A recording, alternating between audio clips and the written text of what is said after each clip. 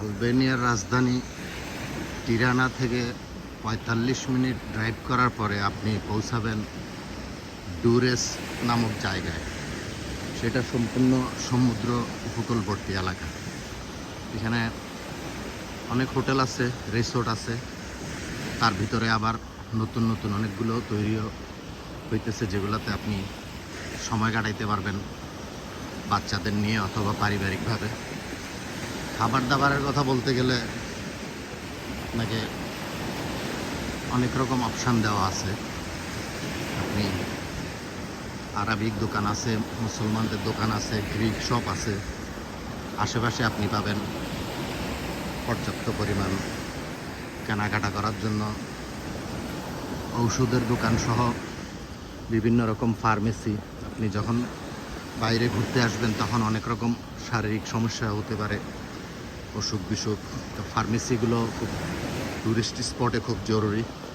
Albania আসলে ইউরোপে join করার মতো নতুন একটা দেশ। তারা অবশ্যই দ্রুত ইউরোপে জয়েন হবে। অর্থনৈতিকভাবে মোটামুটি অগ্রগামী একটি দেশ। নতুন কর্মসংস্থান সহ অনেক কিছুর একটি সুযোগ তৈরি হওয়ার সম্ভাবনা আছে। আপনারা আশেপাশের হোটেলগুলোতে থাকতে পারবেন। আর ডুরেসের সবচেয়ে বড় বৈশিষ্ট্য হলো এটা একটা রিসোর্ট এরিয়া, সমুদ্র উপকূলবর্তী। আপনারা অন্য সাইডে থাকলে আপনারা সমুদ্রটা পাবেন না। এবং এই ডুরেস যেই বন্দরটা দেখা যাচ্ছে চোখের সামনে, সেখান থেকে মন্টিনিগ্রো সহ কসোভো বিভিন্ন অঞ্চলের কার্গো শিপগুলো আসা যাওয়া করে, যারা পণ্য পরিবহন সহ বিভিন্ন কাজে জড়িত। এবং আমরা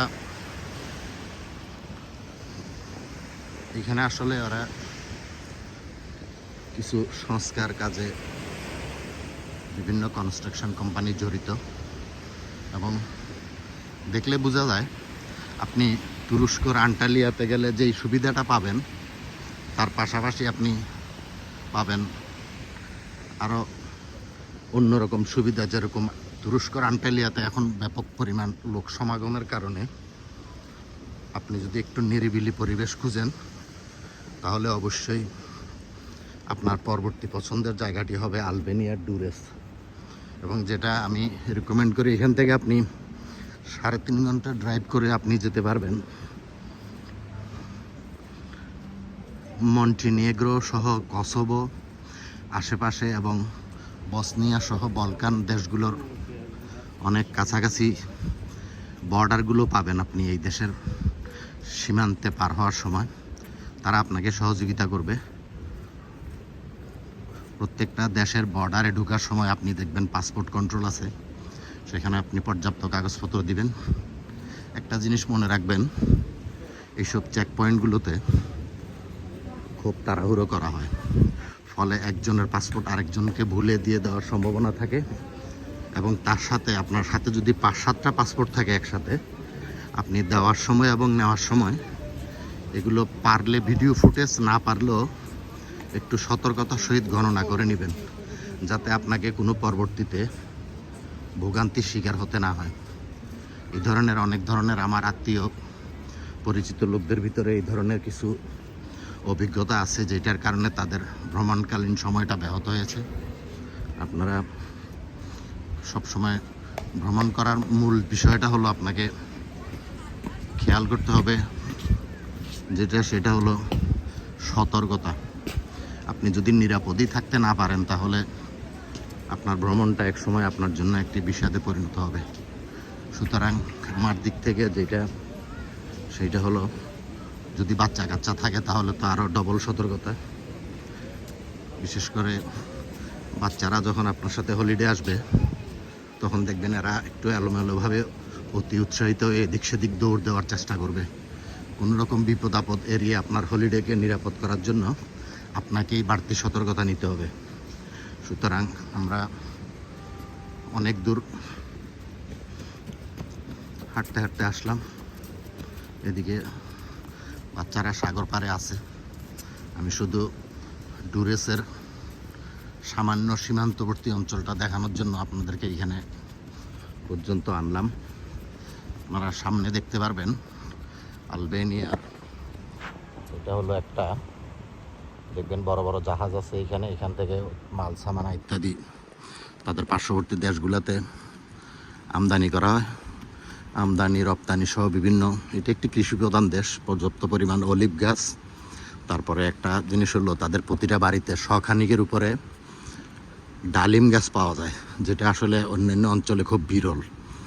ডালিম, টমেটো সহ বিভিন্ন রকম শ্যারন ফ্রুট, যেটা আমাদের দেশে গাব আকৃতির, এগুলো আসলেই দেখার মতো। আপনি পুরা খোলাই সাগরটাতে দুপুরবেলা আপনার সময় কাটানোর জন্য যথেষ্ট উপযোগী। আপনারা ভবিষ্যতে আপনাদের ভ্রমণের জায়গাটা আলবেনিয়ার ডুরেসকে নির্ধারণ করবেন। আমি অত্যন্ত খুশি এইখানে, এবং যেহেতু জনসমাগম একটু কম, তা সেটা আপনার জন্য একটা বাড়তি সুযোগ। আপনি তবে একটা জিনিস কি, ওই পানিগুলো একটু ঘোলা, তারপরেও দুপুরবেলা আপনি নামতে পারবেন। এখানে মোটামুটি সবাই তাদের মতো করে সময় কাটাচ্ছে। কালকে আগামী দিনে হয়তো সুযোগ থাকলে আমি যাব যেই জায়গাটা, সেগুলো হলো ইউনেস্কো কর্তৃক নির্ধারিত আলবেনিয়ান হেরিটেজ, যেগুলো ইউনেস্কো তাদের তত্ত্বাবধানে রক্ষণাবেক্ষণ করে। আমার ট্যুর গাইড আমাকে এই জায়গায় সুপারিশ করলো। তো আজকের এই সাগর পাড়ে মোটামুটি অল্প সময়ের জন্য হলেও কিছুটা আইডিয়া দেওয়া গেল। সুতরাং আমরা আগামী দিনে নতুন নতুন কিছু জায়গায় থাকবো। এখানে মানুষজনের পর্যাপ্ত পরিমাণ বিশ্রামের জায়গা আছে আপনি চাইলেই। আর এই বালুর যে টাল, সেগুলো দিয়ে তারা সাগরের সমতল জিনিস নির্ধারণ করছে। এর জন্য আমরা অত্যন্ত একটু ব্যাক পেতে হচ্ছে হাঁটা চলায়, তবে বেশি সময় লাগবে না, তারা হয়তো এগুলো গুছিয়ে ফেলবে। সুতরাং আজকের এই আলবেনিয়া সাগরটি উপভোগ করুন। অসংখ্য ধন্যবাদ।